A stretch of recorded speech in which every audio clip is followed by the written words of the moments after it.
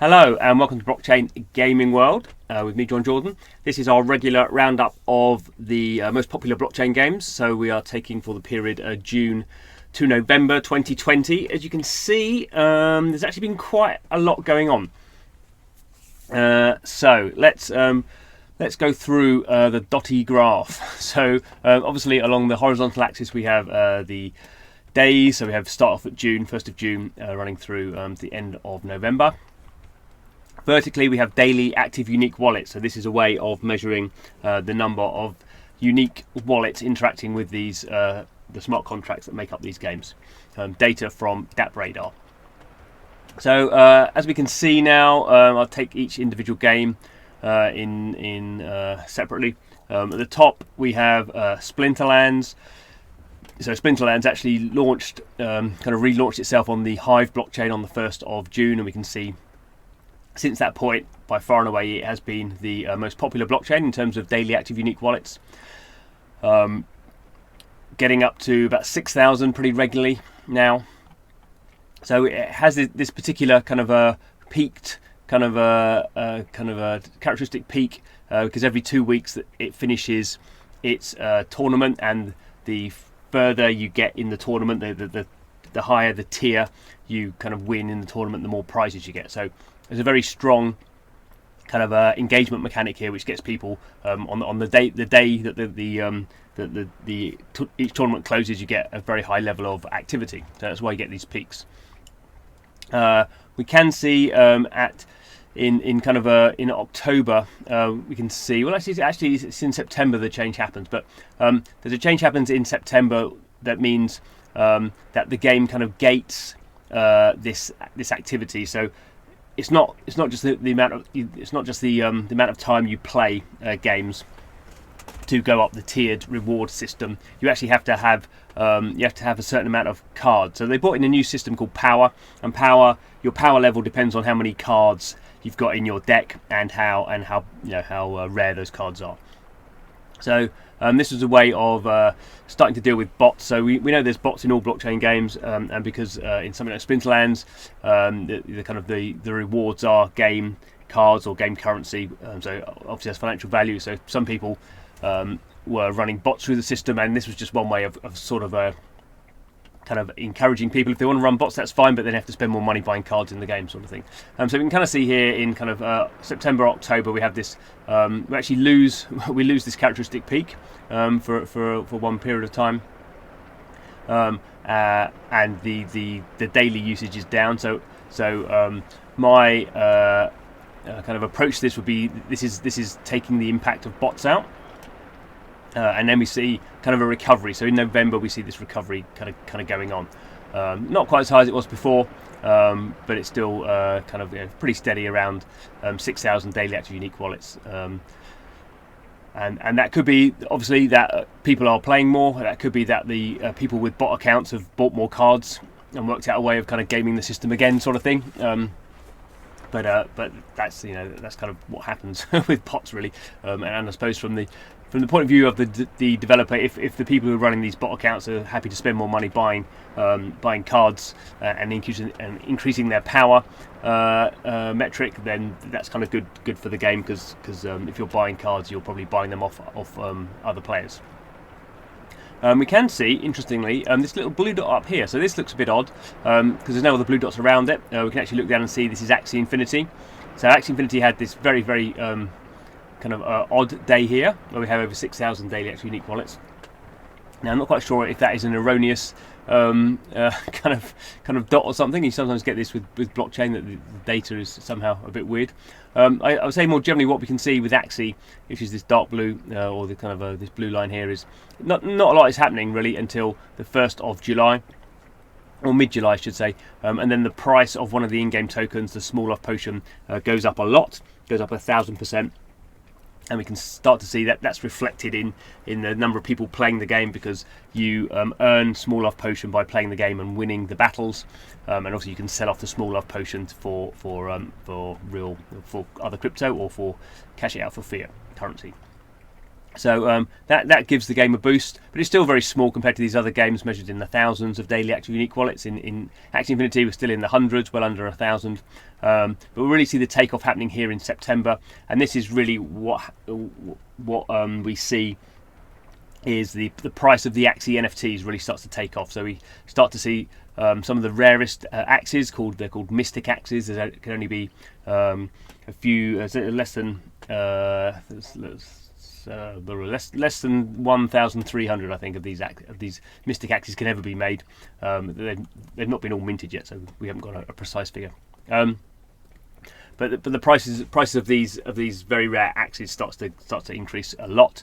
So we go from kind of 50 ETH to 100 ETH to 150 ETH. I think is the most expensive we've seen so far, and that very clearly drives the price, drives the daily activity up. In this line, we're actually measuring the on-chain activity of people with the small off potion and also the Axie marketplace, which is where most of the activity around buying and selling Axies happens. So this point here does seem a little bit odd. It seems very, very high. But we have other points here where it's kind of 3,000. So potentially it's not totally erroneous. Yeah. More generally, we can kind of see this very strong growth from Axie. What else have we got? So, Crypto Dynasty, a game that runs across the Ethereum and the EOS blockchains, mainly the EOS blockchain. See, it starts off at the start of June. It's about over 4,000 daily active unique wallets, and is now more than half. So now under 2,000 daily active unique wallets. This is a trend we typically see with EOS games, which are more based around token currencies, token economies, and they tend to blow up after a certain period of time. I'm not sure that's exactly the case with this game. Also, a lot of bots running on EOS, but we've seen in the past, EOS games grow very strongly while there is a strong economic reason in terms of the economy, and then when the tokenomics tokenomics kind of blow up because so many people are playing the game and trying to extract value, and because EOS doesn't have a good NFT standard, we tend to have this kind of quite explosive decline. So it's gone from being the second biggest game now to it is, of these five at least, it is the lowest game. Prospectors in yellow here just sits very steadily, about 3,000. Again, this is running across two different blockchains, the EOS blockchain and the Wax blockchain. I'm starting to have my suspicions about this game because no game should just be that static. So again, it running on EOS, it has a token system, token economy, doesn't have NFTs in it. Not quite sure how seriously I should take this figure in terms of actual people playing it. We are starting to see a little decline actually going on there.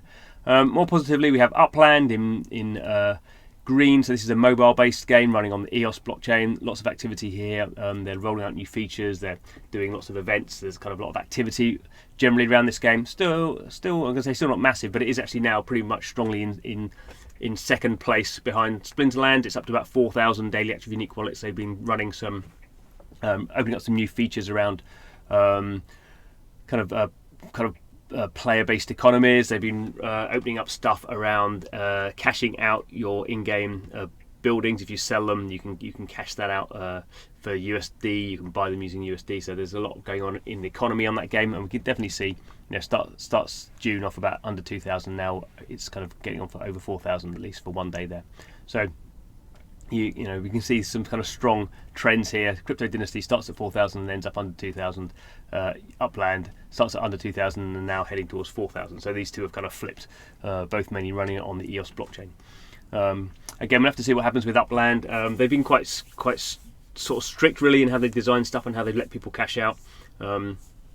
Again, they don't really have NFTs as a model in the game, but they do have some quite strong kind of deeper economic modelling about why you would want to keep your token value in there, which a lot of EOS games tend not to have.